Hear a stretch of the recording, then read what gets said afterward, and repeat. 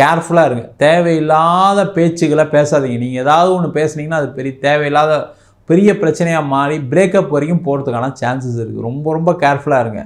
ஏற்கனவே பிரேக்கப் ஆகிருக்கு அப்படின்னா தேவையில்லாமல் திருப்பி உங்களுடைய காதலருக்கோ காதலிக்கோ ஃபோன் பண்ணி நான் செஞ்ச தப்பு மன்னிப்பு இப்பெல்லாம் கேட்கணும்னு நினச்சா ஒன்றும் நடக்காது. அதனால் கொஞ்சம் பொறுமையாக இருங்க. இந்த மாதம் கொஞ்சம் கஷ்டம்தான், கொஞ்சம் பிரச்சனை தான், இல்லைன்னு சொல்லல.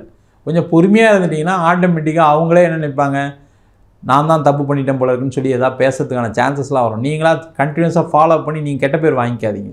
அதே போல் காதல் செய்யக்கூடியவர்கள் திருமணத்துக்கு முயற்சி பண்ணிங்கன்னா இந்த மாதம் போய் வீட்டில் சொல்லலான்னா ட்ரை பண்ணாதீங்க. கண்டிப்பாக பிரச்சனைகள் வரும்.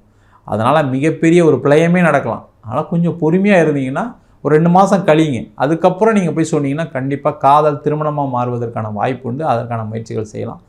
திருமணத்திற்கு வரன் பார்க்கக்கூடியவர்கள் ரொம்ப கேர்ஃபுல்லாக வரனை பார்க்கணும்.